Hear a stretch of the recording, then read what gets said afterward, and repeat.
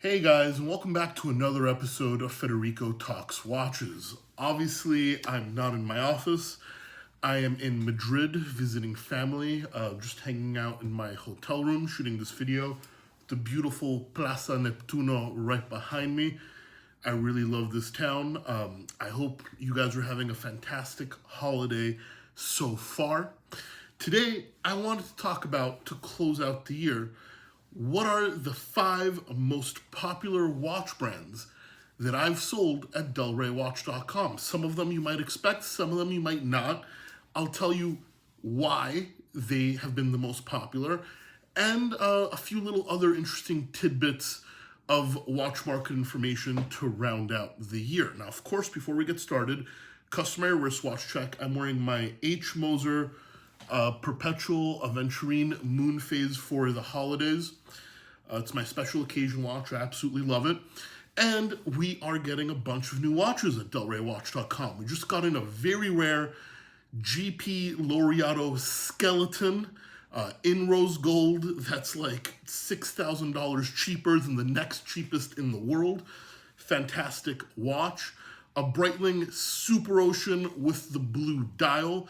A fantastic dive watch for the money. In the $2,000 range, you can't go wrong.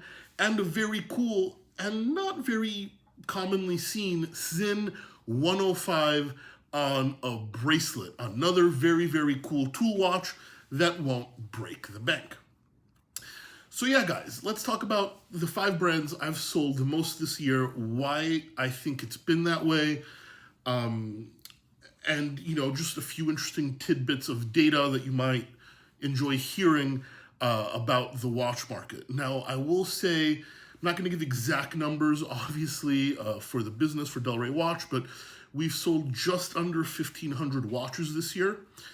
And I'm going to rank the top 5 brands from most highest selling to the 5th highest. And we're going to start with Omega. Omega has been by far our bestseller. I would say the vast majority of that has been in the Speedmaster and Seamaster range, a very wide range of collections.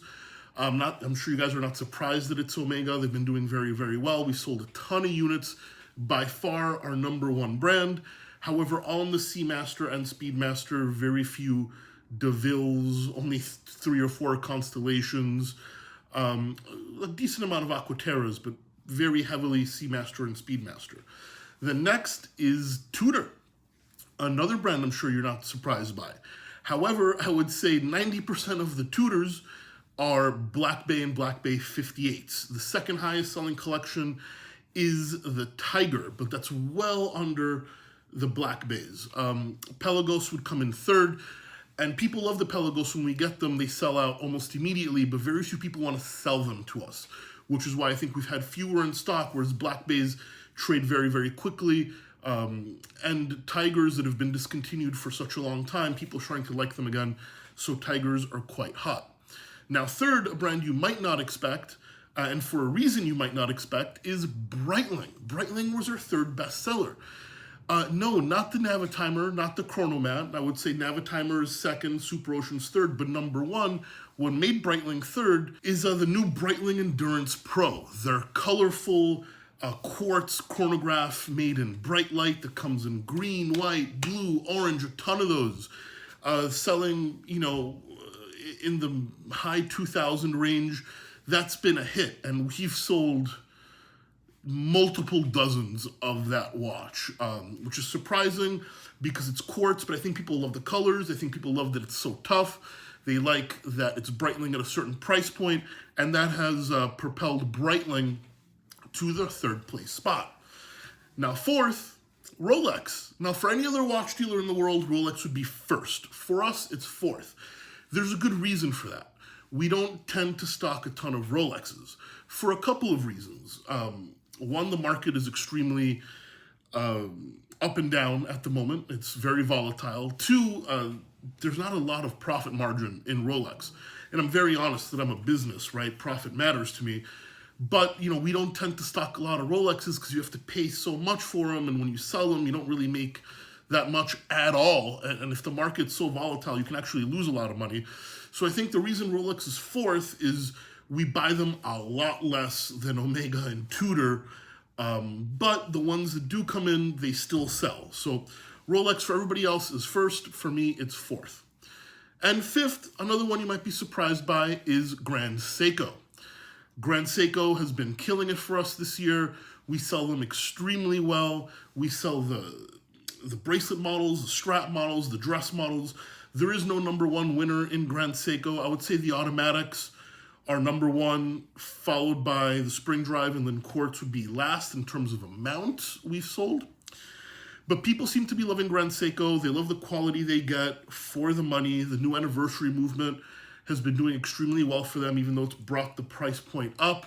But Grand Seiko is fifth for number us. Now, very close to Grand Seiko, we're going to give a, kind of like a congeniality prize to sixth and seventh. They're pretty much tied, and that would be GP and JLC. GP and JLC been selling extremely well for us. GP, obviously, the Laureatos.